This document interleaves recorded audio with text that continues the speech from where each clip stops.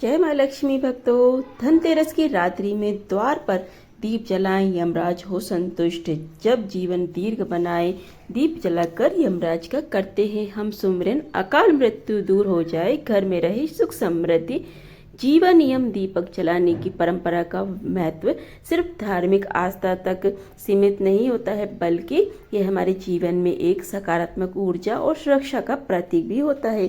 यह दीपक हमारे मनोबल को मजबूत करता है और हमें याद दिलाता है कि मृत्यु एक अनिवार्य सत्य है, लेकिन हम अपनी आस्था और प्रार्थना के माध्यम से अपने और अपने परिवार के स्वास्थ्य और दीर्घायु के साथ ही समृद्धि की रक्षा भी कर सकते हैं।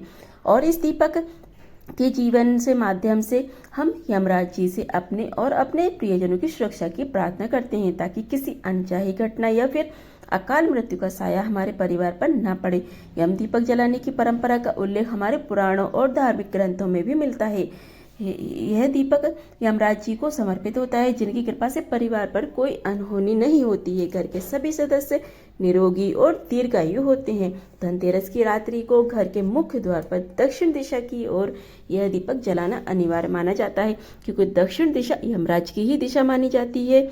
ऐसा कहा जाता है कि यह दीपक यमराज जी के क्रोध को शांत करता है और अकाल मृत्यु के भय को दूर कर भगाता है। और जो इस दीपक को सच्चे मन से जलाता है, उस पर यमराज जी की विशेष कृपा प्राप्त होती है। यमराज जी जो मृत्यु के देवता हैं, इस दीपक के प्रकाश से प्रसन्न होकर परिवार के सभी सदस्यों को दीर्घायु और स्वस्थ जीवन का आशीर्वाद प्रदान करते हैं। धनतेरस की रात्रि यम दीपक जलाने से पूरे वर्ष भर परिवार के सदस्यों को अकाल मृत्यु से रक्षा होती है।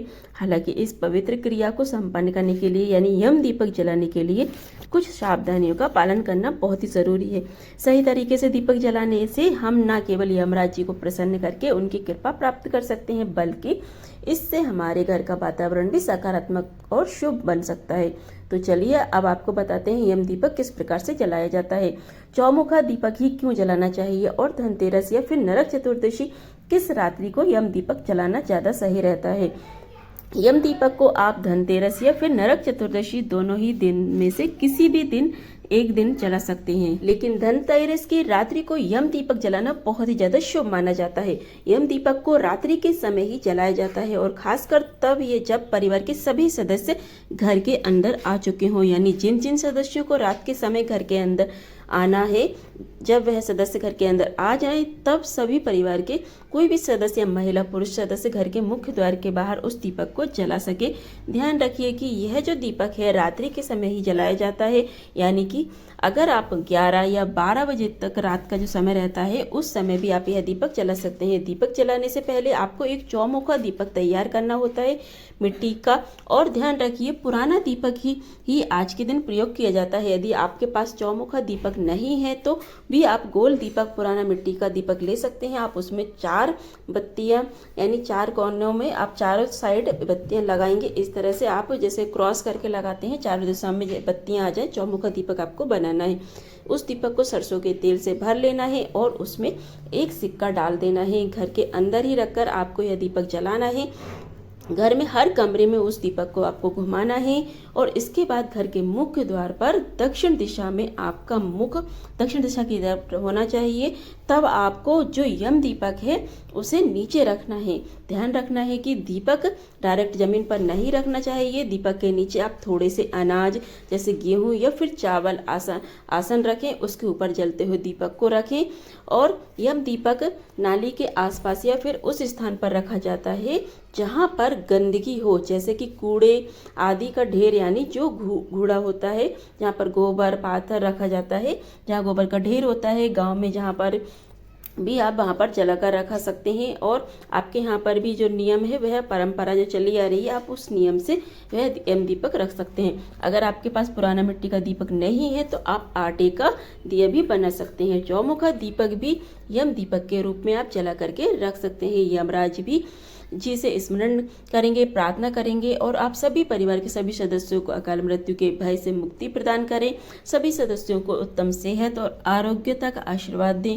धार्मिक मान्यताओं के अनुसार दीपावली की रात्रि यम दीपक जलाने के पीछे एक पौराणिक कथा है, जिसके अनुसार किसी राज्य में एक हेम नामक राजा था। देव की कृपा से उसे पुत्र रत्न की प्राप्ति हुई। पंडितों को जब पुत्र की कुंडली दिखलाई तो पता चला कि विवाह के 4 साल बाद राजकुमार की मृत्यु हो जाएगी। ऐसे में राजा ने उसे ऐसी जगह भेज दिया जहां पर किसी भी कन्या की परछाई तक उस पर ना पड़ सके, ताकि राजकुमार का कभी विवाह ही ना हो सके। लेकिन वहीं उसने विधिवत तरीके से एक राजकुमारी से विवाह कर लिया। लेकिन विधाता के विधान के अनुसार विवाह के चौथे दिन यमराज के दूत राजकुमार को लेने आ गए। यह देखकर राजकुमारी खूब रोई। राजकुमारी के इस करुण विलाप को देखकर यमदूत के हृदय भी पसीज गया और उन्होंने यमराज जी से आकर कहा कि हे यमराज जी, कोई ऐसा तरीका नहीं है जिससे व्यक्ति की अकाल मृत्यु से मुक्त हो सके। तब यमराज जी ने कहा कि कार्तिक मास की कृष्ण पक्ष की त्रयोदशी तिथि की शाम को समय दक्षिण दिशा में मेरे नाम से जो दीपक जलाएगा उसे अकाल मृत्यु से मुक्ति मिल जाएगी। इसी कारण हर साल इस दिन यम दीपक जलाने की प्रथा शुरू हो गई। यम दीपक जलाने के बाद जो सबसे खास सावधानी आपको बरतनी चाहिए वो है कि अगले दिन सुबह सवेरे आप जैसे ही उठें तो जो यम दीपक आपने जिस जगह पर जलाया है उसका विसर्जन आपको कर देना है। यदि दीपक में आदि जली बाती है तो उस आदि जली बाती सहित आपको उस दीपक को अपने घर से दूर कहीं पर विसर्जित कर देना है। खास तौर पर किसी चौराहे आदि जगह पर आपको उसे फेंक देना है। जो 1 का सिक्का आपने डाला है उसे भी आप किसी चौराहे पर रख कर आ जाइए। घर में आपको यम दीपक से जुड़ी कोई भी सामग्री नहीं लेकर आनी चाहिए। दीपक के नीचे जो भी अक्षत आपने रखी है या अनाज रखा है उसे भी आपको चौराहे पर ही डाल देना है। तो इस तरह से यम दीपक जलाया जाता है और यम दीपक जलाने के बाद सावधानी बरतनी पड़ती है। यह थी आज की यम दीपक जलाने की जानकारी। अगर जानकारी अच्छी लगी हो तो वीडियो को लाइक और चैनल को सब्सक्राइब जरूर करें।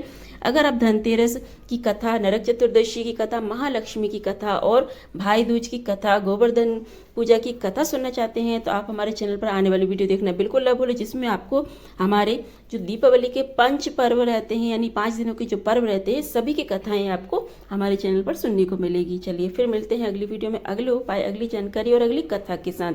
जय माँ लक्ष्मी भक्तों।